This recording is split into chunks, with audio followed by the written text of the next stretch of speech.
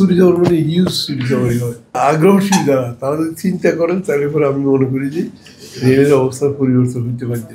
তো আশা করবো যে আপনারা মানে অ্যাক্টিভলি চিন্তা করবেন রেলের সম্পর্কে, এবং এই যে যারা চুরি যাওয়ার মানে হিউজ চুরি যাওয়ারই হয়, আর সেরকম কোনো জো নেই।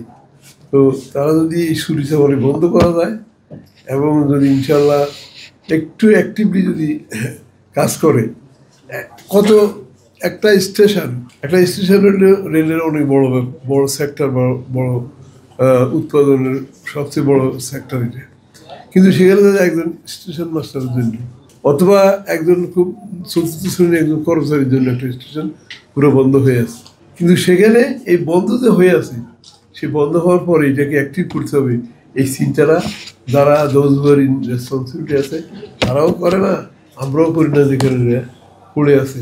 বন্ধুরা, যারা দূর দূরান্তে কাজ করতেছে, যারা কমপ্লিটলি ডিপেন্ডেন্ট অন রেলওয়ে, তারা যদি চিন্তা না করে রেল সম্পর্কে বা তার নিজস্ব চলার সম্পর্কে যদি চিন্তা না করে, তাহলে এইভাবেই এটা চলতে থাকবে এবং একসময় চিরস্থায়ীভাবে বন্ধ হয়ে যাবে। বসুন্ধরা টিস্যু, অশুদ্ধতার বিরুদ্ধে এক বিন্দুও ছাড় নয়। পোস্টাল সোসাইটি আন্দোলন সংগ্রাম এবং পাশাপাশি মামলা করে হাইকোর্ট এবং সুপ্রিম কোর্টের রায় নিয়ে গত 8 তারিখে রেল কর্তৃপক্ষ 2 অঞ্চলকে বলে দিয়েছে তাদেরকে ভাইবা নিয়ে পরীক্ষার মাধ্যমে তাদের দ্রুত নিয়োগ সম্পন্ন করার জন্য, এবং রেল পোস্টাল সোসাইটির জন্য এবং রেল পরিষদের জন্য আইনানুগ একটা বিশাল সফলতা, যে ইতিহাসে কখনো কিন্তু এই ঘটনা ঘটেনি। এবারই প্রথম মামলা করে রেল পরিষদের অধিকার প্রতিষ্ঠা করতে সক্ষম হচ্ছে বাংলাদেশ রেল পোস্টাল সোসাইটি। এবং একটা পর্যায়ে কিন্তু এই কর্মচারীর সন্তানরা চাকরি পাওয়ার পূর্বে অর্ধেক প্রশিক্ষিত হয়ে যায়, কারণ আমার বাবা মারা কি কাজ করে দেখে শিখছে। আপনি লক্ষ্য করবেন একজন ডাক্তারের ছেলেমেয়েরা কিন্তু মানে ডাক্তারি না পড়লে অর্ধেক কিন্তু শিখে যায়। অনুরূপ রেল এখন যেটা করছে, প্রশিক্ষিত জনবল না নিয়ে সুকৌশলে পিএসসি বা জনপ্রশাসনের কথা মতো তারা আমরা বলবো যে একটা নিয়োগ বাণিজ্য প্রতিষ্ঠানে পরিণত হয়ে গেছে, কারণ তারা চাকরি পাওয়ার পূর্বে যোগাযোগ করে এবং নিয়োগ বাণিজ্য করেন।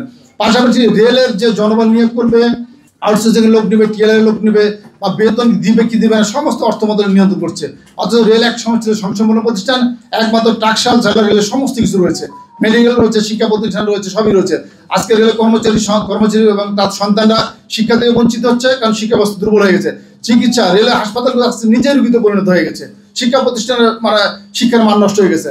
সর্বোপরি আপনাদের মাধ্যমে আজকে আমি দেশ এবং সরকারকে এবং রেল কর্তৃপক্ষকে বলবো যে আপনারা সবার আগে রেলকে বাঁচান এবং রেলকে একটি বোর্ড গঠন করে রেলকে স্বায়ত্তশাসন পূর্বে যেটা ছিল সেভাবে রেলকে যদি পরিচালনা করা যায় এবং কর্মচারী বান্ধব নিয়োগ বিধান প্রণয়ন সহ রেলের কর্মচারী অধিকার প্রতিষ্ঠার জন্য আজকে মিডিয়া কর্মী এবং সংবাদমাধ্যমের মাধ্যমে আপনাকে আহ্বান জানাচ্ছি যে আসুন আমরা রেলকে যেটা বলছেন, রেলকে আমরা রক্ষা করি এবং রেলকে শুধুমাত্র ট্রেন চলাচলের মাধ্যম নয়, এটি লাখো পরিবারের জীবনের সঙ্গে জড়িত একটি রাষ্ট্র প্রতিষ্ঠান। তার এই সংস্কার, স্বচ্ছতা, মানবিক পুনর্গঠনের এখন সবাই দাবি, এই দাবি বাস্তবায়নে সহযোগিতা কামনা করছি। সকলকে ধন্যবাদ।